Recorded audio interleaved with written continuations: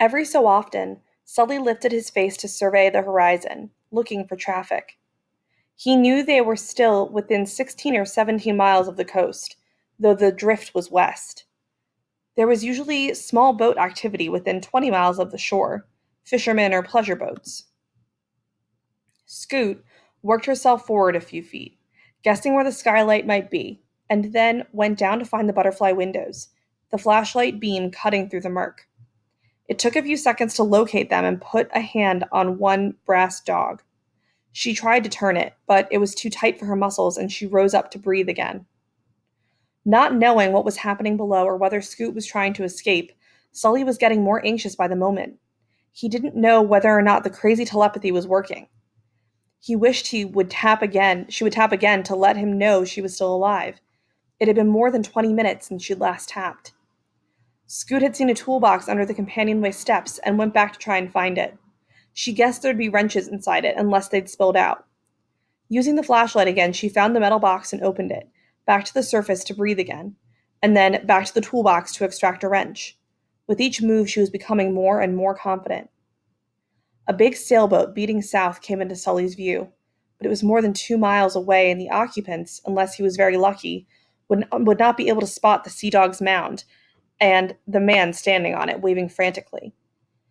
4 times Scoot needed to dive, once for each dog, and working underwater was at least 5 times as difficult as trying to turn them in usual circumstances. She'd aim the light and rest it to illuminate the windows. Finally, all the dogs were loose, and she rose once again. This time, after filling her lungs to bursting, she went down and pushed on the starboard window. It cracked a little, but the outside sea pressure resisted, and she had to surface again. Sully sat down, almost giving up hope. How long the air pocket would hold up was anybody's guess. The boat had settled at least 6 inches in the last 2 hours. It might not last into the night. On her sixth dive, Scoot found a way to brace her feet against the ceiling ribs. She pushed with all her strength, and this time the window opened. Almost out of breath, she quickly pushed her body through, and the old sea dog released her. Treading water beside the hull, she sucked in fresh air and finally called out, "Sully?" He looked her way, saw the grin of triumph on the oil-stained imp face, and dived in to help her aboard the derelict. Shivering, holding each other for warmth all night, they rowed and rocked, knowing that the boat was sinking lower each hour. Just after dawn, the Red Rooster, a long-range sports fishing boat out of San Diego, bound south to fish for wahoo and tuna off the Revilla Gallego Islands, came within 100 yards of the upside-down sailboat and stopped to pick up its 2 chattering survivors. The Red Rooster's captain, Mark Stevens, asked, "What happened?" "Rogue wave," said Sully.